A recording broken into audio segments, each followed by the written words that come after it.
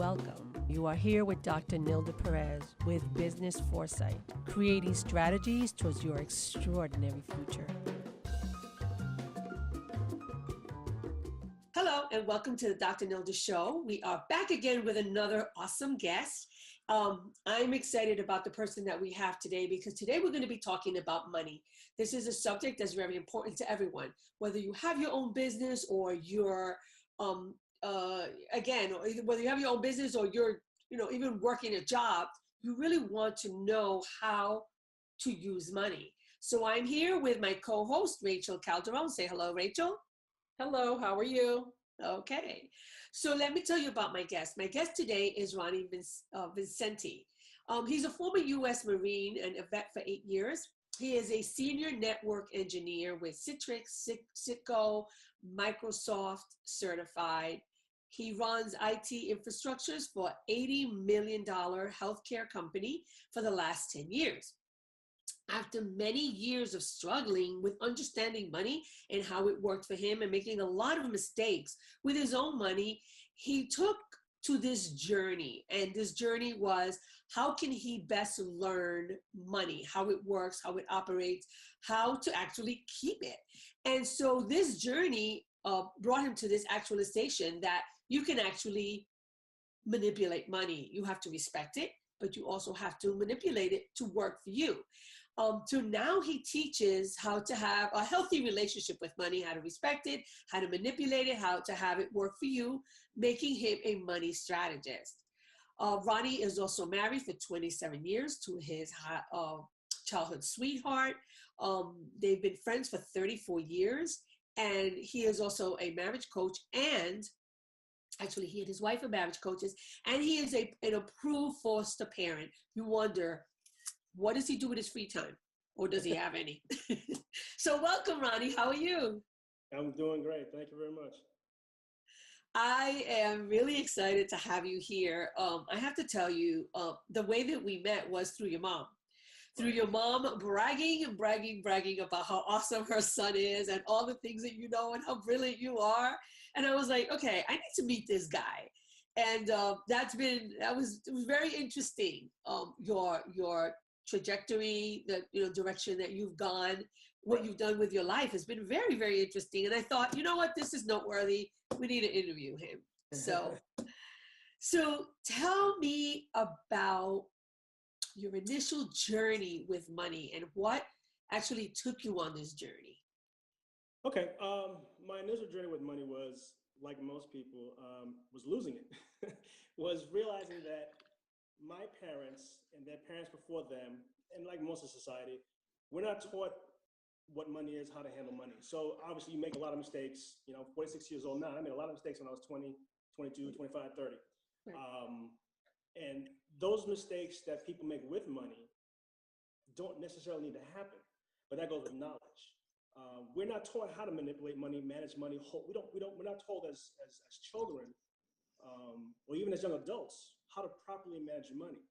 We don't understand what money is. We don't know where it comes from, how it's created, how does it flow, where does it go? We don't understand these things. So of course, if you don't understand something and you're dealing with it, you're gonna make a lot of mistakes. And I learned those mistakes by getting scrapes and cuts and bruises and bumps in the form of seeing your account go up and down and left and right. Mm-hmm. Not truly understanding why it was doing that. It also goes into understanding how the banking system works. The regulations, the things that exist in our society that dictate how money works and who controls it. Historically, money is supposed to be an exchange, an immediate exchange. If I got something that you want, you have something that I want, and I want to be able to get those things. I sell carrots, you sell tacos. We need to transact in something that is approved by both parties and understand what that is. So here comes money. Right. We have money now in society, and we purchase, we buy, we loan, we lend. But if you don't know what to do with that money, trust me, it'll disappear. It'll burn the hole. I got a daughter. I love my daughter. She can't hold money. It's like magic. It just disappears. I have a son though. He's like a miser, so he'll do fine. But you have to understand what money is and how it works to be able to direct it for you to benefit, to grow your portfolio, to grow your your retirement, to be a successful individual, whether it's business or personal. Money's money. The same way you handle money in your home, the same way you handle money in business. The same mistakes will have the same effects. The same lack of knowledge will yield the same results, good or bad. Okay. So let me ask you this then. What is money? Money actually just, it's like I said, it's a medium of exchange. Money has been things over time. It's been seashells, it's been rocks, it's been tulips. Today, we allow the Federal Reserve to call money a Federal Reserve note, which we call a dollar bill. This Federal Reserve note, which they classify as money, which is not really money, because money has specific qualities and properties that a US dollar, even though it tries to emulate what we as society in this day call money, is not. Yes, money can be exchanged. Yes, our money is recognizable. Yes, our money is increments. It can be traded. But the properties and qualities of money, there's two things that are lacking according to the Constitution, according to what things are. The money is not indestructible. It's not very durable. It's paper. Paper dissolves. So lacking that quality alone makes it fall out of the category of actually being money. We use a currency. We don't use money. Gold and silver is money. But our society or our government removed gold and silver from the monetary system in 1971. So we don't deal with real money anymore. We deal with a currency called money. And that itself causes a lot of problems. Allowing an entity to call something, it's called fiat currency. We deal with a fiat currency. We are a fiat currency. All money is fiat currency. It's because currency is dictated by an entity, which is the government, to say this has a value and this is the value of X, this is the value of Y, this country has it, that country has it, and we do commerce together using this fiat currency as we know as money. Okay. So what is the best way to actually use money? First of all, you're saying we should become knowledgeable about what it actually is and what we're actually doing in our transaction with money. Absolutely. Okay. And then with that said, where do we go from there? So now we begin to understand money.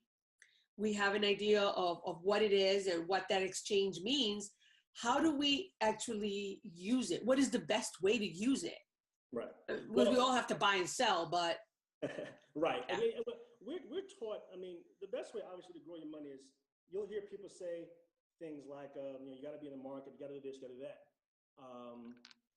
It's not about like timing the market. It's not about catching the right wave, because you can never do this. I don't care how good you are. I watch pros all day and they miss just as good as they don't miss. I can miss too, and I'm not a professional. So it's not about timing money or timing events. It's about being in a system over time using compounding interest, which is the eighth wonder of the world. Compounding interest is a glorious thing.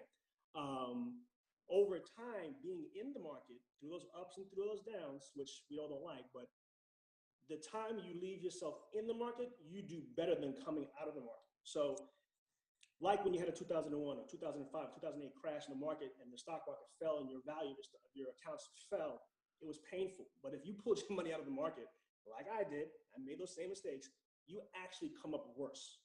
You lose your, because remember, even though the money failed, even though your value of your account falls, the quantity of what you have does not. I love dividend paying stocks or ETFs or anything that gives me money to hold it helps. That's part of the compounding interest, because yeah, you can have, you can be in the market and you can gain or you can lose, but if you have a dividend paying something, whatever that loss is or gain is, that dividend will actually supplement that. So if you take a slight loss, but the company pays you a dividend, sometimes it zeroes out. Not understanding this early on, I made those mistakes of trying to get in out of the waves, and I kept getting hit on the beach because I kept missing the wave. I've listened to, and I listen to many people that are out there, professionals. They all come to the same consensus. You have to be in the market. It kind of stinks when you see your value decrease, that pit in your stomach. It's different from when you're 20 to when you're 60. If you're 20 years old, you can take a hit. And it's like, oh, well, you know, I'm down half. You got 50 years. If you're 60, 70 years old, those hits, they hurt more because you don't have the time to recover. even though being in assets or equities or bonds that over time will yield more because you have to be there. It is painful to watch, and it takes the discipline to say, you know what? I lost a quarter of my value. Oh, look, things are on sale. That's the mindset I did not have, is that we all do this. We inherently, when you see something that's negative or decreasing your value, you run from it. And in the market, you're not supposed to run from it. You're actually supposed to gravitate towards it. So if you see like you have an Apple or an IBM and it takes a hit and you lose half the value, Apple isn't going anywhere. IBM isn't going anywhere. That's the time when you actually, what they call it, they coined the phrase backing the truck up. You want to buy more of those things, especially those things. Okay. They call it dollar cost averaging down or dollar cost averaging up. If you buy something at X dollars and it loses half its value, and you buy more now at the half value, when it returns back to where you lost that money from, you're exponentially increasing your gain, because you're getting the money back that you lost, and you're getting the fact that you bought something at a discounted price. So when it comes back to where you lost money, you compound up. And that's the thing a lot of people just don't get, and it takes time and discipline and poker face to understand that. Okay, so I have a question, because this is something that comes up a lot. People say, you know what, I'm 45, I'm 50, I'm 60. This, I guess it's too late. It's too late. I can't do this now. I guess I missed, that prime opportunity. Right. Would you agree with that? Absolutely not. Absolutely not. It's never too late. Because again, if you look throughout historical time periods where the market returns, if you look at the gains and the losses, there's some years that have done excellent, 50% return, like 20, I believe 11 and 12 were great years. Right after the stock market crash in 9, when everything bottomed out, you could have bought Ford for like $5, and you could have got AT&T for $12. Those are the best times to get things. So even if you're 60, 70 years old, you're going to have ups and downs in the market. Things, even in a down market, you can make money. Especially up market, it's easy. You throw your money at a wall and it sticks and it goes. Right. In the down market, it's difficult because everything is depreciating, so you don't know where to go. But that's when you fall back on companies that are not going anywhere. Apple isn't going anywhere. Microsoft isn't going anywhere. Okay. And this is how you make money. Even if you're 60, 70 years old, it does get a little hairy because, again, you have to look at the world economy. The world economy and the things that are going on geopolitically, economically, might not fall into line with your retirement plans. Because if you want to retire in 5 years and we're at war, it might not be the best timing for you. That's unfortunate. But if you stay in it and you buy those assets when they're down, when they do recover, you're exponentially increasing what you're going to have on the other side of that. So you have to be in it. Regardless of what goes on, you have to be in it. Okay, fantastic. Ronnie, I know that oftentimes they have said that we do not own our own money that's in the bank. And I know that for me, if I've had to take out some money from my savings for whatever reason, they have actually sent out letters stating like, you cannot continue to do that. Not that I do it often, but it's like I get like this warning. Right. What is that about? Because I could kind of see that it's like my money that I put in the bank. Right. However, you're telling me how I cannot take money that belongs to me out. Yes. Because most of money, I would probably say in the realm of 90% of money does not exist in physical form. It's digital. When you put your money into the bank, or this fiat currency, or these dollar bills, or these things that we consider money, and you put them back into the entity that created them, because all money is created by the flick of a pen. Money isn't created the way it was back. We don't go out and find gold and put it in the bank and say this dollar represents that gold coin or that silver coin. It's a computer. It spits it out. We sell a bond. The bond is then sold at auction, and money is created. So when you go to the bank and you want to pull out something physical, they have a heart attack because they don't have enough of the physical. It doesn't exist.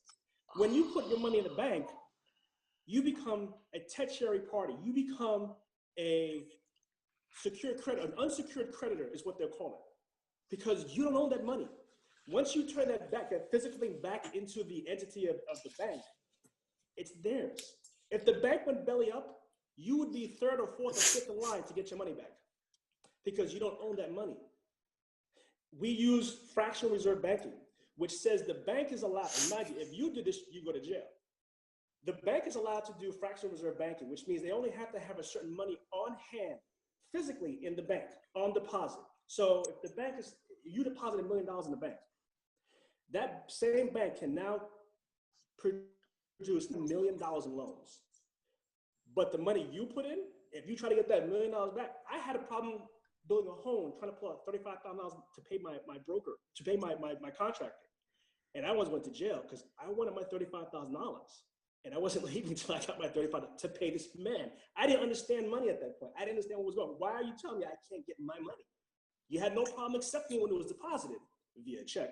But you have a huge problem giving it to me back in physical form because the bank didn't have it. I didn't understand that back then. Banks don't, this is why you don't rob a bank. There's no money in banks. There's very little money in physical form in banks versus what's in the money supply. There's bazillions and trillions of dollars in the money supply. They don't sit in physical form. They sit in digital form. So again, when you take this physical asset or this tangible piece of paper we call money and you put it back into the hands of the people that created it, you no longer own that. Because like I said, if you don't hold it, you don't own it. You might have heard that phrase throughout life with different things because it's relating between something that's physically in your possession, intangible, versus something that is digital and created in this digital world we live in. So yes, you do not own money when you put it back into the bank. And anyone out there that hears this, I had a problem trying to relay that sentiment to many people. Google it, prove it. Check me, please. Check my information. Right. You don't own that money. I promise you. When you go into the bank and you ask for that, they can fill out what they call a suspicious activity report, a SAR report. Anything that makes them think, why would this person want to take out cash? Why can't you just pay digitally? Everyone's a terrorist today. So when you want that money, they assume that you want that money for nefarious reasons, that you are not a good steward of your own money. Why would you need this physical money? Why can't you just use a check or use a card or pay?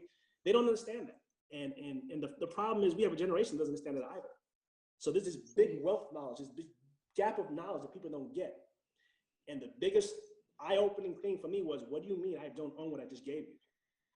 And that's a shock to a lot of people, but it's a factual piece of information. Okay, fantastic. I love this. So how do you get around from something like that then? I mean, because I'm curious, like right now, my son, he's saving money. How do you get around that so that he can, at a later date, can withdraw from the money that he actually worked hard for to put away? It's a sad thing because if you look at throughout history, how America's created, how the Constitution said money was money, we used to weigh big piles of gold with big scales and say this bank had X dollars because the bank had something physical. We don't have that these days. Everything is digital. Even if you were to hoard a pile of cash in your house, something physical, paper, even if you never used the bank and you never used digital and you just took all your stuff and did like grandma did and put it under your mattress, at any point in time, this has happened throughout history, at any point in time, they can null and void that piece of paper that you think is money. So it's very difficult these days to say, what do you do for the next decade, 2 decades, 3 decades? We're heading into a system, into a world where paper and physical will no longer exist. It's just a fact of nature. There are things you can do to kind of mitigate those risks. And you personally, I tell people, and I do it myself, is you have to have something that's physically recognizable and will never, ever lose value and is known throughout the world that will still represent you saving your hard-earned money. Because money really it's our labor, which is translated into this thing we call money. How do you preserve that wealth that you created, your paycheck, your investments? How do you preserve that against an economic disaster, a bank failing, a fire? Mm-hmm. It has to have something that's physical. It has to be physical. I love gold and silver. The markets talk about gold and silver like it's the Antichrist, because it is the Antichrist. Gold and silver destroys markets that are manipulated by bankers. This is why they went away from gold and silver. I love gold and silver. The Bible loves it. Throughout history and time, everyone in this planet has loved gold and silver because it is real. You can take gold into the mountains of Argentina or to the valleys of any other country, and you pull that little shiny piece of chunk out, and they'll know exactly what it is, and they'll be willing to transact with you. In this world, we don't do that because everything is digital now, and the banks, banks hate gold and silver because it destroys this digital realm they created. When we left the gold and silver being tied to our American currency, our American dollar, it opened up this big problem we have now, which is the whole world and the markets they're all upside down. You hear about it on the news all the time that banks are printing money. You hear Absolutely, yes, you do. Yes. What do you mean printing money? What does that mean?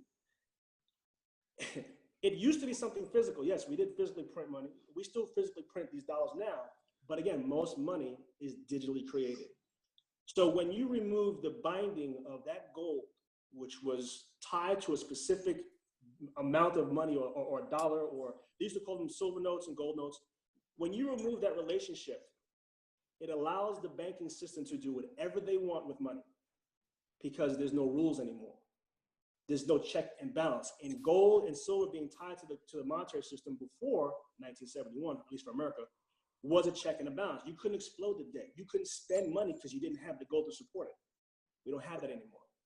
But I tell you what, gold and silver, no matter where you go in this country, in this planet, will be accepted and somebody will transact with you. Okay, fantastic. I love that. I know that you teach this. How can, are there tools, are there sites? Where do people go to get this information? And also, other than to you, because clearly you have a lot of knowledge when it comes to this. And I think, I have to tell you, I think if people would just learn about money, how it works, what it brings to the table, what it doesn't, that in and of itself, that one thing to me is priceless. So how can we get to that? How can people start learning about that?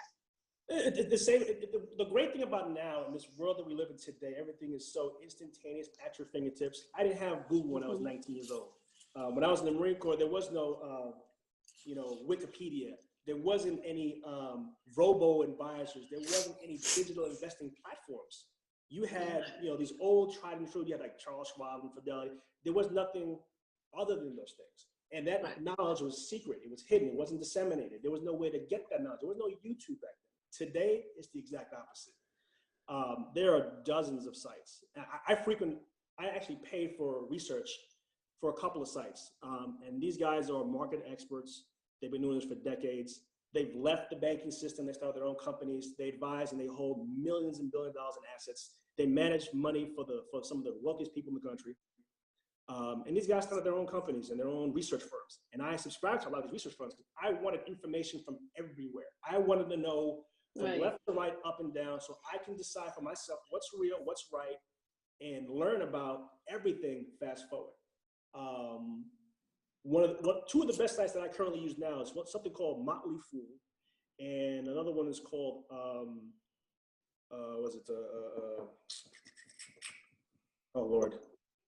Contrarian Outlook is one. Seeking Alpha is one. They put all this knowledge together, and they do these articles, and they invite professionals to do opinions and to do analysis. I suck this up, as well as anybody else. And a lot of it can be overwhelming in the beginning if you don't understand the terms. That was going to be my point. Because, okay, you've been studying money for quite some time now, but for a novice to get this kind of information is just as well that they not have it because it's so overwhelming. Right. And so, getting on these sites is not necessarily the best idea. Because oftentimes they get, at the end, they end up more confused than not. Would you agree, Rachel? Absolutely. Okay. Absolutely.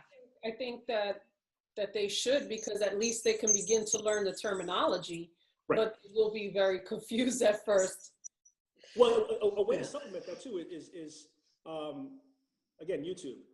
There's a lot of guys that do, and a lot of channels that I follow on YouTube, and a lot of them are people I listen to, like Dr. Paul Craig Roberts, used to be the Treasury Secretary for Rake. He does tons of interviews. Now, a lot of the stuff talks about monetary policy and banking. Again, you can start small and just listen to these guys. And I promise you, it'll sink in eventually. When you hear a phrase or term 2 times, you hear the context in which it's being discussed, you will go, that's what he means. And then there's this thing called Google, and you can Google any word or term you don't get to understand the direction of a conversation. There's a channel called SGT Report. Excellent channel. He interviews everybody. So you get different points of view from low level to high level information in more technical language and very basic language. But you have to immerse yourself in these things to start understanding the verbiage, the terms, and the context. Once you understand that, when you watch the news, you hear something going on in the world, it makes perfect sense to you. And at that point, you can direct how you use your money or your investments based on what you hear. People get these news feeds from the media. You can watch CNBC all day. If you don't understand what they're talking about, you can't take advantage of situations. And we have situations every single day. There's a situation and an opportunity. And if you don't understand the words or the terminology or what's going on, you're like deer in the headlights. Yeah, but I think that there's also that thing called Google. Yes. That, you know, we all now have access to, that you can take advantage of that. But like you said, back in the days, it was not, right. You know, we didn't have that. But now there's no reason why we should not be researching these things.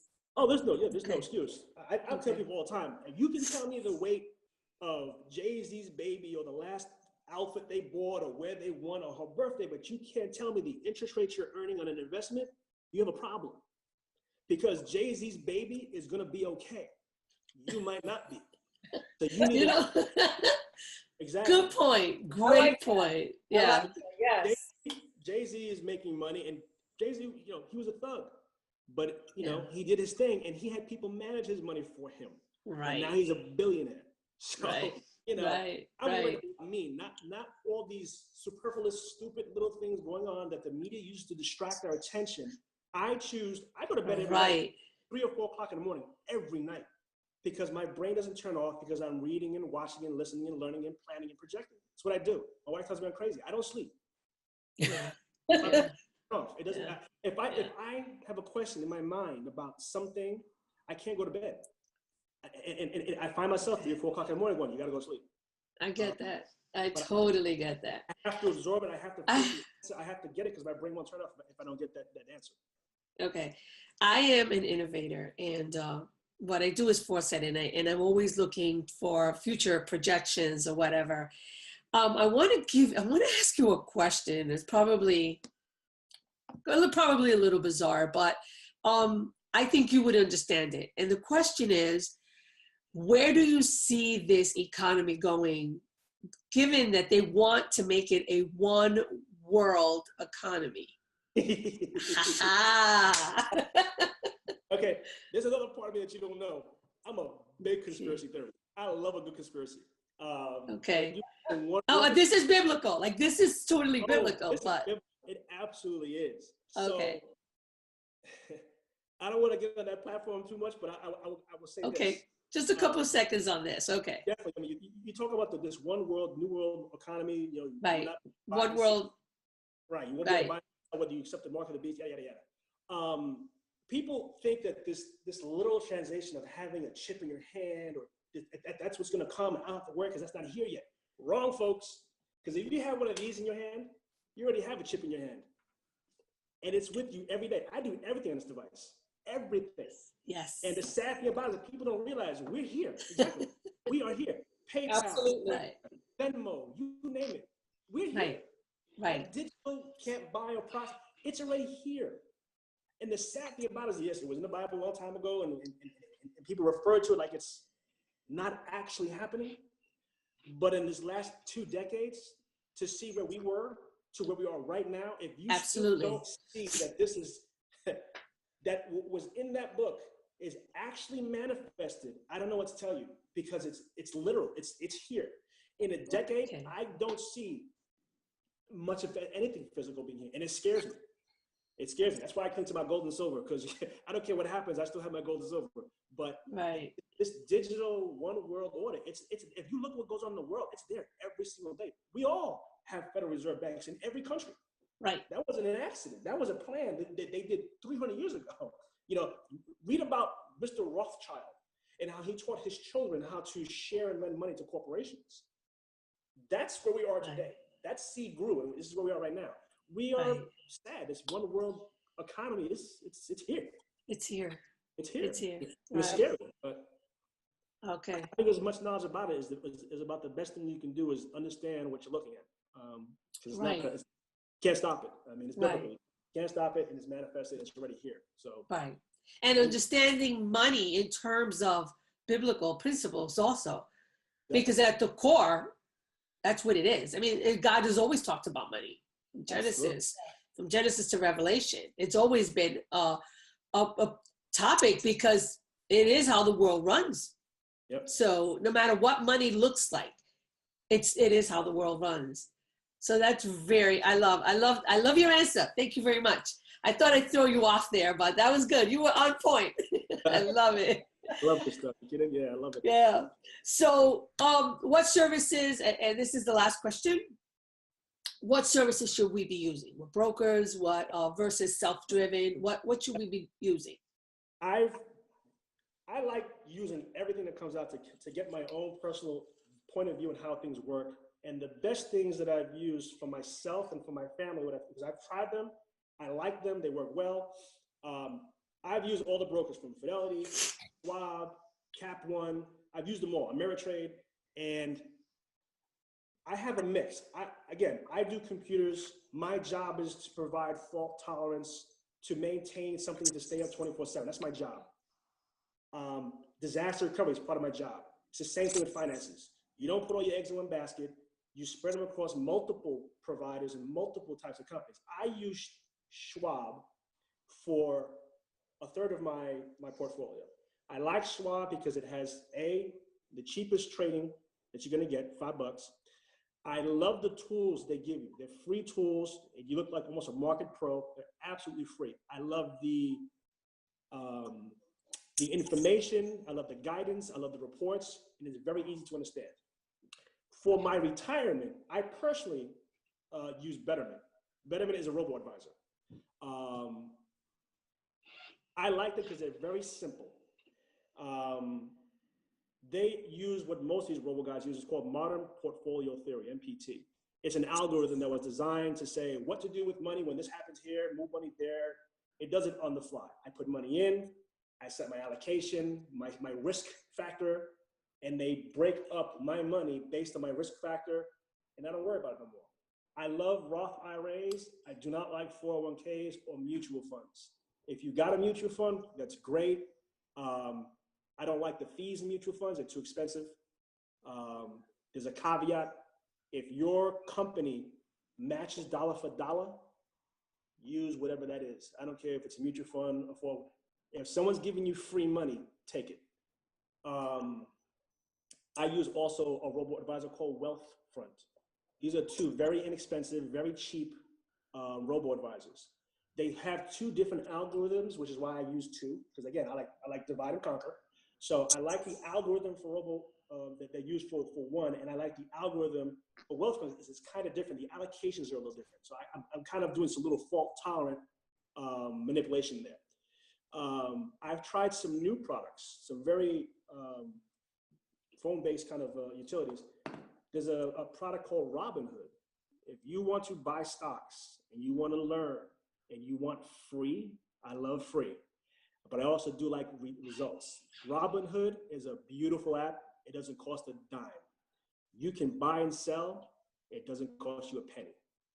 That is great for anyone learning because there's no point in paying a Schwab or Fidelity $7, $8 for a trade and you don't understand things. Learn with a free application. Robinhood is free. It's great. I'm doing beautifully in my Robinhood app because I understand things. So it allows me to act like a trader. I can buy and sell back and forth all day, acting like a trader. So I can take advantage of things. There's two more utilities that I just started using, and I'm about to do a little a piece on both these little applets. It's called Stash Invest and M1 Finance. These are both apps that are on your Android platform or your Apple platform. And the Stash Invest is for the person who doesn't know a lot, knows they need to do something, doesn't want to pay a lot, and you can put in $5 at a shot. It's beautiful. So if you, and the investments that they have are very straightforward, very simple. You kind of pick through, you can read a little about them. And if you choose to use that particular, they use ETFs. They give the ETFs pretty names so people can kind of understand what they are. But ETFs all have ticker symbols, 4 letters or 5 letters. People don't get that. If I told you go buy SCHD, like, what's that? If I told you go buy, Dividend Buddies, oh, I can find Dividend Buddies and you can invest in me. Costs $1 a month after initial 3 months, but $1 a month to buy and sell as much as you want is nothing. And the last tool is M1 Finance. I like them because what they do is they simulate ETFs without the cost of an ETF. When you buy an ETF inside of your 401k, your mutual fund, you have to pay the fee to hold that ETF. It's called an expense ratio. So M1 Finance allows you to build your own ETF and not pay an expense ratio. So again, these are 2 tools. I've been testing them recently and they're doing very well. But again, I like diversifying. I like splitting my things up. I like my money to ride in different avenues, up together or down together. But I don't like putting all my eggs in one basket. So I love it. There's stuff out there, but those are my favorites. Okay, excellent. Excellent. So I want to thank you, and I look forward to having you back, and possibly, in this conversation with you, the more I talk to you, I realize it would be great for us to probably do like some kind of webinar with this information. Mm-hmm. So let's talk about that and what that will look like, but we'll do that privately. I want to thank you for being here. I want to thank you for sharing your wealth of information. I feel a little overwhelmed because you understand this so well. I'm sort of a novice in this area. I just started out not very long ago. And again, it takes a lot of studying, and I study so many things that I think this has been in the back burner. I think I should bring it to the front. Absolutely. So again, I want to thank you. I want to thank you so much for your wealth of information. And I would like to, I would like to invite you back. I would like to have you back soon and see where we can go from there. What else we can have. And again, this information is excellent. I'd love to. That'd be great. Appreciate it. Okay, thank you. So again, thank you so much for being here. I want to let everyone know that next week we will have another guest. We look forward to, again, another fabulous guest. I am just really blessed to have known and continue to learn from different people and bringing all of these awesome guests to you. I'll see you again next week. Bye, guys. Bye. Bye. I want to thank you for being with us on Business Foresight, always creating strategies towards an extraordinary future. Remember, I'm here with you with strategies every Saturday. I'll see you next week.